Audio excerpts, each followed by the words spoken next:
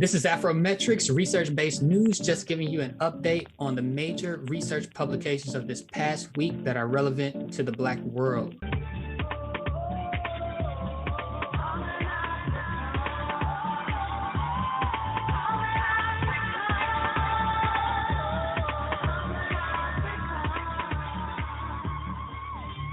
So, what's new in the world of research on Black populations this past week? This week, a new study was published in Implication, the online journal. This study is called The Socioeconomic and Environmental Implications of Gold Mining in Afro-Descendant Communities from Colombia. So their research provides insight into the Afro-descendant communities in Colombia, the Rizal and Palenquero populations, whose unique cultural traditions contribute to the culture and the heritage of Colombia. What they explain is how protecting these populations' health and fundamental rights has and continues to be a struggle, particularly in light of emerging and ongoing resource extraction. The Colombian Constitution contains Law 70 of 1993, which defines Afro-descendant communities in its Article 2 as a set of families of Afro-descendants who have their own culture, share a history, and have their traditions and customs within the countryside-town relationship. The Colombian Constitutional Court includes within this group the Afro-descendant communities of the Pacific, the traditional groups of Archipelago and San Andreas and Providencia, where the Rizal are, and all people located anywhere in Colombian territory that meets the established conditions of historical descent, origin, cultural independence, as is the case of the Palenquero communities living in the municipality of Mahates. So Colombia is the third country in America with the largest number of Afro-descendant population. Thus, according to the data from the National Administrative Department of Statistics, between 18 and 22% of the country's total population in Colombia is Afro-descendant. And let me state that a second time, just in case it wasn't clear, because this is an important statistic. 18 to 22% of the country, of Colombia's total population, is Afro-descendant, and a percentage in which about 8.5 million Colombians participate.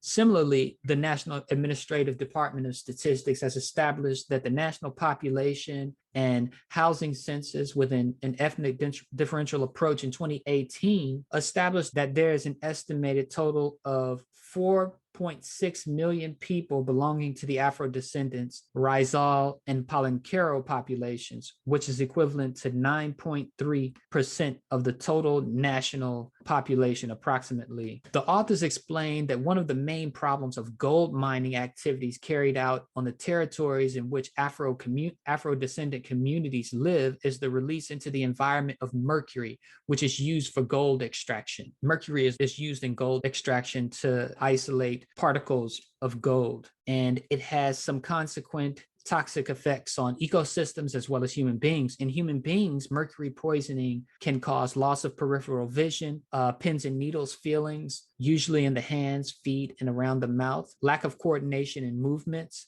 impaired speech, hearing, walking, and other muscle weakness. So despite the possible benefits of resource extraction as an economic activity, that it can generate revenue for governments, and governments can funnel those resources to local communities as well, or create economic formulas that funnel oil or gold or natural resource revenue into development. But despite that economic opportunity, that economic activity, there are many other adverse effects for the populations that live in those territories where the exploitation of natural resources takes place. In the particular case of Colombia, gold mining brings with it a set of complex situations, including violence, illegality, and armed conflict. And according to some researchers, in the case of large-scale mining, it's important to recognize that it's a powerful political and economic actor, which usually generates some imbalances between companies and governments, with a detrimental effect on the sovereignty and the governance of local populations where these resources are located. In this case, gold is located in particular places where Afro-descendants are located. As such, these activities demand a lot of capital. They could have effects on local and national economies, especially because their development and employment implies the distribution of incomes and rents. And sometimes that income is distributed distributed unequally. So the fact that local populations impacted by small-scale gold mining generally have a weak institutional development, that favors the distribution of revenue over local social development. It favors the distribution of cash to